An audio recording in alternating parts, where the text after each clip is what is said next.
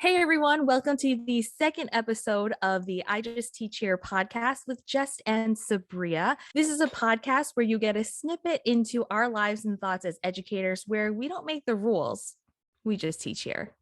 We've got a spicy one today. Got a lot of tea to talk about. Sabria?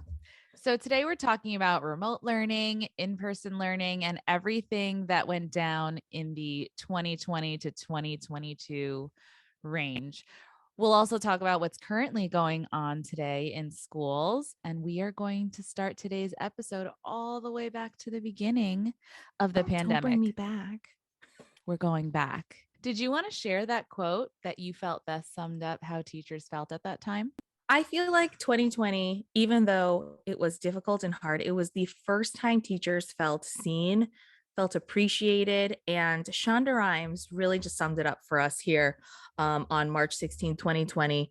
And she said, been homeschooling a 6-year-old and an 8-year-old for 1 hour and 11 minutes. Teachers deserve to make $1 billion a year or a week. We definitely did. I definitely got a lot of thank yous. Thank you for all the hard work you do. I mean, on a daily basis. So I definitely felt appreciated at that time.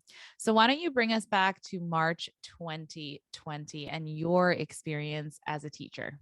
Well, once we found out that the kids were remote, all the staff had to stay and be in person for 1 more week to kind of gather all of our stuff, make sure everything was ready, and make sure that we were prepared to go remote. So that meant that for all the teachers, we had to switch all of our plans, all of our lessons, all things that we had on paper, and we had to make it digital for online assignments. We had to put everything onto the Google Classroom platform. Did you just say the Google Classroom? Yes, the Google Classroom platform. We had to put it on Google Classroom, which a lot of elementary school teachers did not use. We had to contact all of the parents, all of them, to get them online and get them ready for their child to start learning online. We also had to make emergency plans for our special education students, which was like an extra thing that you and I had to do together to create a new plan for our kids for when they were remote and at home. Whoa, it was like a wild week. We were all running in and out of each other's classrooms trying to figure it all out. So after that week, we went remote. And what were the expectations for a speech therapist during that time? When you went remote? I think I already asked it, so it's good. I'm good. Keep going. Getting in contact with the parents was definitely first and foremost, and it was one of the most difficult tasks we had to do. Trying to email, call, find home phone numbers, other families' phone numbers. That was definitely difficult to coordinate, and you had to do it for each individual student. So after then getting in touch with parents, we had to try and coordinate schedules. Now, this was an interesting thing because instead of coordinating with a teacher for in-school hours, I'm coordinating nap times with the parents. I'm coordinating with their jobs. I had a special request to see the kid for speech at 6:00 at night when the parent got home from work. It was just a very interesting time. And I think parents believed that teachers' schedules were very fluid in that way, which was interesting. Troubleshooting was another big issue. That was the worst. Trying to figure out internet connection issues and how to get on Wi-Fi, how to log in. I don't remember my password. And then by the time you're finished doing all of that with the parents, the 30-minute session is virtually over and they want to reschedule. You spent most of your sessions in the beginning really meeting with the parents. And mind you, I feel like a lot of the parents not only couldn't get online, they couldn't figure out Wi-Fi. Some of them didn't speak English. Some of the, oh my gosh, it was such a mess. I feel like it was a mess. And for some reason at that time, I couldn't help but feel like it was my fault, even though this had nothing to do with me. But when I couldn't get a kid on time, or if I couldn't help a parent log on and they would request another time, I felt obligated to then try and see them at another time. even though I had really given them the 30-minute session essentially. So that was tough. In addition to that, right after that first week, like immediately, we were expected to run our full speech schedules. So I was expected to run my 8 30-minute sessions every single day right away. So that was very difficult, very interesting. It was definitely trying. And like I said before, I spent most of those first couple of weeks troubleshooting issues that parents had logging on. Were you required to have the same amount of FaceTime that you had with the kids back in school? I mean, we all had those troubleshooting issues and whatnot. I was meeting with a lot of parents, but our requirements for being online with all of the kids was substantially less. It was probably like, I want to say between 1 to 2 hours per day, if even that. I didn't even realize that speech pathology, like related services, had to meet for a full day. I feel like that is literally crazy, especially the first week right after. But like for us, we spent a lot of those first couple months really troubleshooting, getting the parents to help log their child on, getting the child acclimated to online learning.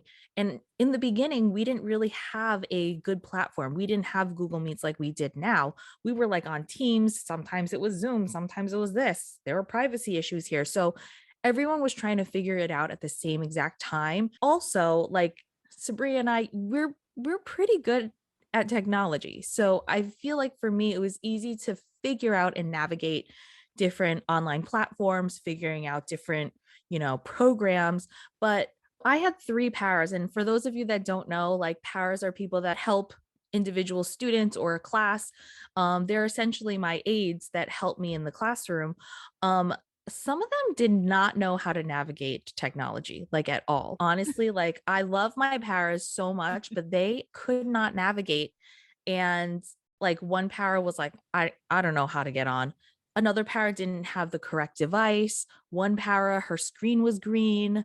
And like I would spend hours trying to train my paras. And these paras, like they didn't get training. So it was really up to me if I could help them to help me, So that was really tricky as well. And I feel like for the most part, besides us being on for those 1 2 hours, I was spending my time talking to parents, figuring things out. And most of it was creating lessons, filming them for the kids to rewatch on their own time, and making all of my lessons digital. And honestly, it seems easy, like when you put the assignment on, but it would take hours for me to create one lesson, which seems silly because if I were to be doing it in person, it would take 1 second. But having to create all this stuff digitally took so much time. And then you had to make sure that it was correct, that when the kids got it, they knew how to navigate it. And it was just like a whole ordeal. So, yeah, I feel like 2020 was just, we were all in high anxiety and it was just, everything was a mess. No one knew what they were doing. And we were just trying to kind of get along and do what we had to do. So now shifting into the next year, we finished off our 2020. We're moving into the 2020 to 2021 school year. There was a big push to get kids back into school, to get everything back to normal. So we first started off our school year for the first couple weeks remotely, just to kind of get everything online, get everything running. And then we moved into what we call the hybrid model. So that meant that if you wanted to choose to be remote, you could. And then for those that wanted to be in person, they were split into different cohorts. So you could be group A, group B, or group C. Every school kind of adopted a different model. But for our school, our kids that want to be in person went twice a week in person, and then the rest were remote. And those were 2 different groups of twice in person, an A Yes. group and So a B like, group. yeah. Now I know that especially for speech path, like scheduling is already awful. So how did something like a hybrid model impact you? Oh, it was amazing. I have nothing to say about it. Of course. I'm sure it was. Well, so we had an A group and a B group, and then we had I a think we C had a day Mhm. that the A or B group switched on and off for every other week. So my schedule was a 3-week schedule. I had a week 1, week 2, and week 3 that I had to change Sounds every 3 weeks. fun. It was awesome. It was super easy to do. Coordinating with parents and teachers was super easy. No, it was incredibly difficult. The in-person teachers, I think, were easier to schedule with because they had the kids in person all day. But then when I switched over to the remote teachers, that was a little bit more difficult. Their schedules were a bit more finite. They weren't really willing to budge. And I kind of only was able to see kids past a certain hour, depending on their schedule. So that was difficult. And then when you add in parents who have other siblings or jobs or nap times that they want to schedule in, that it makes it incredibly difficult. I was met with a lot of my child doesn't wake up that early. And school starts at 8 o'clock. Like, but when school started, they were able to wake up. Right. So that was difficult. That was incredibly difficult. I had maybe 2 parents who would work with me on that 8 o'clock time. We were also contending with COVID protocols at that time. So in addition to having hybrid kids in school some days, out of school other days, if they were a close contact, they then had to quarantine for 10 days or something like that. Mhm. And then they Actually, I were think remote. then it was 14. Was it 14? I feel like it started off as 14. So I don't they know. had to quarantine. And so that was a nightmare in itself because then they're on a remote schedule now, which completely changes and obviously doesn't go with my current schedule that I have. And again, I'm on a 3-week schedule. So you can imagine how amazing and easy and smooth that ride was with scheduling. I won't harp it anymore. Obviously, seeing my kids in person was amazing, to have them back at school. But, we were still following different protocols like maintaining however many feet it was at that time. Was it 6? Was it 12? I have no idea. 6. So maintaining a 6-foot distance. Can you imagine that with speech therapy? It's incredibly difficult to And do. then with our vision and be like, what did you say? I know. And then I see, can't like see on squinting top our of eyes. it. So I'm like, put your book down and then go back and I'll read it and then I'll send it back to you. So, it was definitely a challenging time, but I will say it was so nice to have the kids back in school. Those families who chose to keep them at home, it was awesome. They were used to the routine. And some of the kids, I have to say, they really thrived on hybrid learning. Some of the kids really genuinely did, which was awesome too. And I think those parents who saw their kids thrive chose to keep their kids at home. And those parents whose kids were struggling more chose to send them back. So it kind of worked out. I kind of had I had a nice blend of kids who were home and in school. So at that time, I was in school 3 days a week, I think, and then home 2 days a week because I had 50% of my caseload choose to stay home. What was interesting at that time also is that even though some of my kids were in person, parents actually opted to have their speech sessions remote. So on their days that they weren't in school, that's when they wanted their speech sessions because everyone was just trying to limit exposure to as many people as possible to try and keep their kids in school longer. So for me, it was a kind of a nice little blend of pros and cons that really went with it. What were the pros and cons of the hybrid model for you in the classroom? I see what people were doing with the hybrid model. I do. I see it. I think it was great when it came to protocols because class sizes were half the sizes that they usually are. So you're able to really socially distance yourself. You were able to really feel safer um, in that environment. However, I feel like a hybrid model just isn't good for kids. I feel like without the kid consistency of having the same routine every single day, it was very hard for them to learn the way they usually learn. It was hard for them to be successful being at home, being in school, and then constantly switching back and forth, having to be in maybe a notebook, maybe it was online.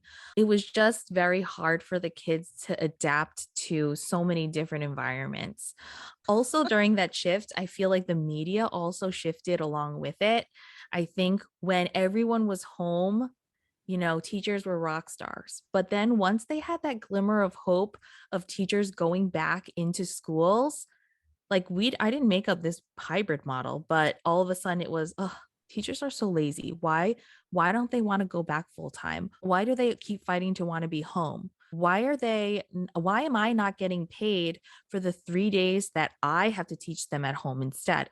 Yeah. And let me say, related services were clumped in with y'all, even though we were running all of our 8 30-minute sessions all day long, but we were lazy. I was literally like, I'm exhausted. I know. So I feel like I was working around the clock. I was dreaming about lesson plan. No, it was more of a nightmare, but I was thinking about it all day and all night. It's annoying. Well, and because of the big push to get us all back in January, we did eventually go back in person, and it ended up being everyone that wanted to be in person was full time in person, and everyone that wanted to be remote would be full time remote. So, how did you guys feel about potentially having to have all of your students back in school?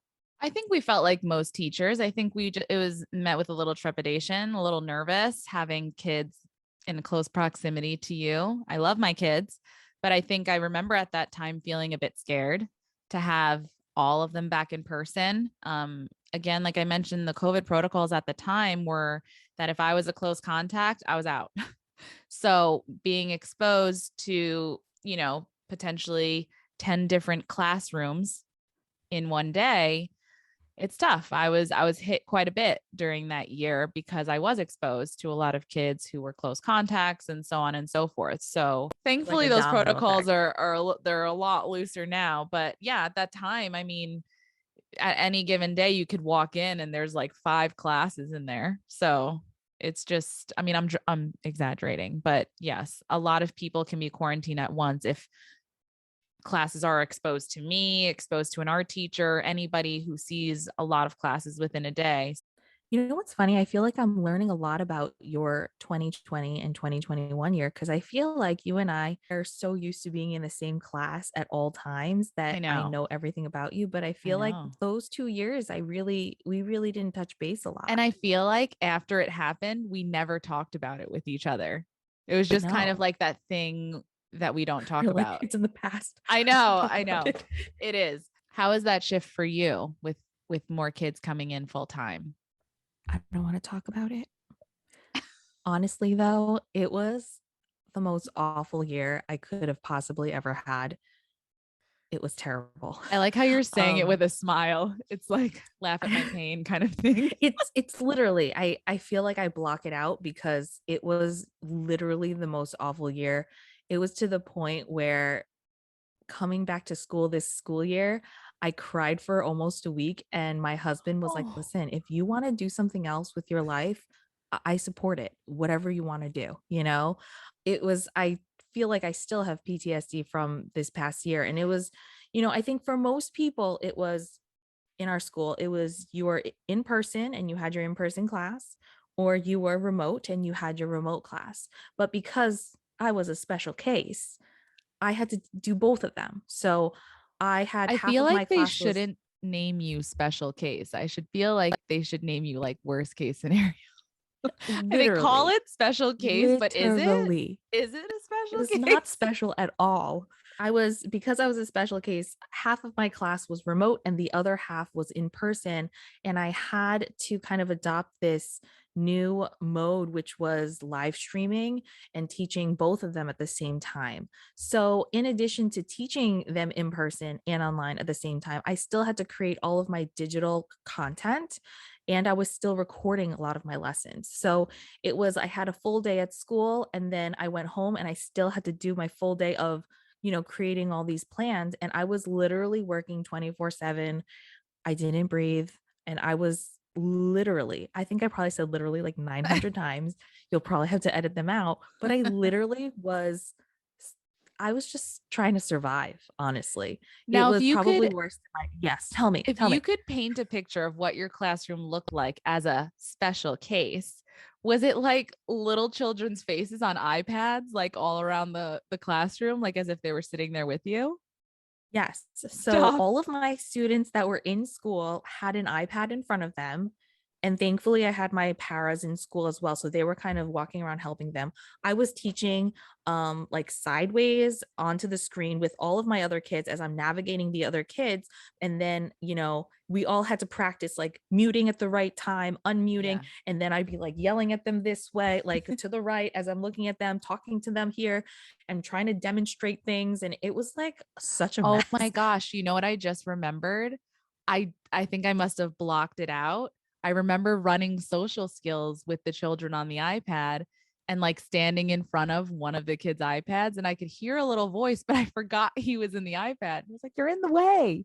And I was like, "Oh my Like, gosh, you're oops, there on the sorry. iPad. Sorry." Yeah, Yeah, it that was was life.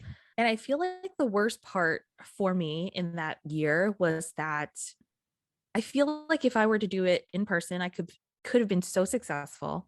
If I did it just remotely, I also could have been so successful, but because I had to do both, I felt so incompetent. Like I just couldn't do it all because I was doing the job of multiple people. You know what I Um remember you could do was you could force me to take lunch at 9:15 in the morning with you I because that was our forgot only about time together. that.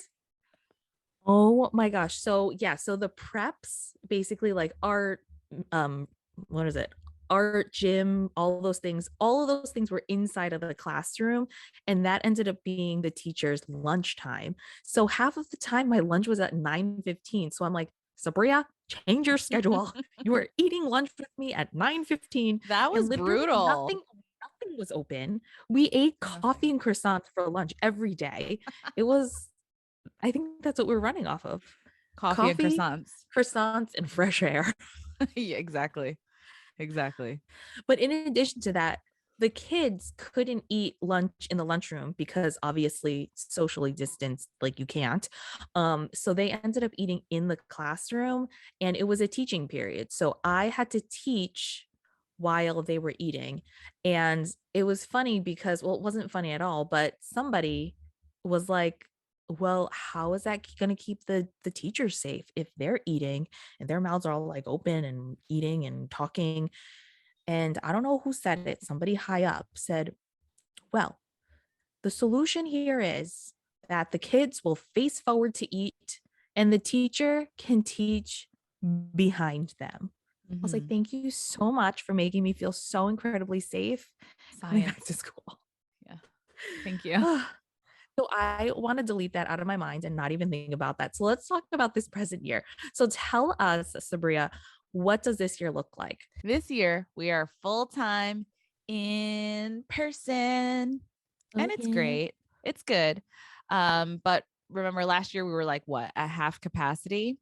So Half obviously, of the kids were remote. COVID restrictions had to be softened a bit, returning back. The distance was made smaller. I believe kids could now sit somewhat near each other. I think it was 3 feet now. Yeah. Kids are eating in the lunchroom, Mhm. not like kind of distanced, I guess. Um, Basically, they threw all the restrictions out the window. yeah. Well, the open window that you have to keep open actually Yeah, all we year have round. open windows. We have these air purifier things, very fancy. It seems like remote learning is a thing of the past, apparently. Yeah, it really is. I'm so salty. I'm still thinking about that snow day a couple weeks ago when it was so snowy and we had to go to school. They didn't even call a remote day. My husband had to drive me in. It was awful and so snowy. So many teachers got into accidents and they didn't call a remote day. And guess what the attendance was? Because I was obsessed with looking up the attendance I of can't believe you looked um this up. I did. The student attendance of our whole entire city was 44.52%. Less than half of the kids went to school. We could have had such a successful remote day. I could have had 100% attendance, except now we didn't. Mm-mm, mm-mm, mm-mm. I mean, I thought we might have a remote option. I thought that they alluded to that at some point, but I guess not. What is your take on why you think? No, of course not. You want to know why. Now I feel salty and spicy. I feel like the delicious chicken I'm about to eat in a little bit. But it's because the education system runs this society. Without teachers being in, nobody's there to watch their children. And then how can people go to work if their children aren't being watched? So the first thing that people need to do is get kids in school. Teachers have to be there. Everything depends on it. So things aren't closing. We're always going to run as normal. But if you're looking at this, 44.52%, does that make sense to anybody? No, no. I rest my case. It seems like you are hot and bothered. So if you could have an ideal situation, what would it be? I mean, okay, so it's not like an ideal situation like, oh, we can have this amount of kids or whatever. But I think that Nicholas Ferroni, and I'm going to pull up a tweet here that I have, said You it the are best. ready. I am hot and ready. Researched and ready today. He is I believe, a New Jersey teacher, and he's like all over social media. And he said, we just need to know that people are invested in us and our schools as much as we are invested in our students. We as teachers pour everything into these kids. Those years, especially, I feel like people have seen, well, or maybe they haven't, but we worked around the clock to service our kids. And when I felt like these kids weren't getting the best, all I did was think about how I can help them become even more successful. And I just feel like all teachers want are people to care about them, care about them as people, to care about us as people, care about our safety, just respect us. I feel like, when we think about this past school year, did I feel safe? I'm not sure. I did what I had to do, but did I feel safe? I don't know, because they were testing in schools, but they weren't really testing the teachers. There was a very teeny tiny percentage of teachers that got tested, but I would have felt better if I got tested every week, but that wasn't really an option. I want to talk about the situation room. The situation room is the place you call where they kind of like contact everyone that's a close contact and whatnot. When Omicron was like sky high and like everyone was like freaking out over it, like, the situation room, of course, was backed up. You didn't find out that you were a close contact until weeks later. How many people could I have possibly infected? How many people could have possibly infected me? I don't know. It was a lot. Okay. Let me tell you something. If you don't live in the district that you work in or in the city that you work in, if you live outside of it, let me tell you something. They call you and then they find out where you live and they're like, you don't live in the right different place. Jurisdiction. Somebody else has got to call you, and they would call you days later. I'm like, okay, sure. I guess I'll find out my fate in a couple days. And also, like, I just wish that, and I get it, that the whole thing is evolving as we're going. However, I feel like everything is just in the public eye, thrown out there, and people are finding out information before I am. Like, I wish that, they thought about it more thoroughly. They cared about the people that are closest to these kids, and they kind of worked it out with the people that are working with the kids before they start to just spew out all these new mandates and all these new things that are happening. It's just this no care for people working with the kids that just makes this job really hard for us. I agree. A little compassion definitely goes a long way, especially in this situation. We wanted this episode to shed light on the experiences we've had for the past 3 years. And we are all looking forward to the day where everything feels like it's back to normal. We could see our students' gap tooth smiles that they keep telling me about, but I can't see. For all the teachers who are listening out there, just know that you're not alone. You are so, so appreciated by these kids and these families, even if they don't say it, and by us. We see all that you do. We do. We see it. We feel it. We feel what you feel. We know it. And we know it. And for all of the parents, administrators, or just anybody else tuning in, we hope that Sabria's mom and aunt and dog. Mom, my dog. We hope you look at teachers a little bit differently moving forward this school year. And show them a little love, y'all. They've been through a lot. Appreciate your teachers. We hope you will tune in to next week's episode, which is a day in the life of a teacher. Are we on or are we way off of I that? think it was probably really off. That's why I stopped a little bit. I was hesitant. I hope you guys enjoy that. Let us know in the I think it was comments. bad. Where you get an inside look at what your teacher really does in a day. So I I'm know actually very curious to know what everyone thinks. So I want you guys to think right now, this second. You have 1 week to think about this, unless you're not watching this on Wednesday and later because it'll come on Wednesday. But I want you to think, what do you think your teacher or your child teacher, whoever a teacher does in a day? What a speech language pathologist does in a day? Do you know what that is? I bet you don't, but that's okay. Thank you guys so much for watching, and we'll see you next week. Bye. Bye.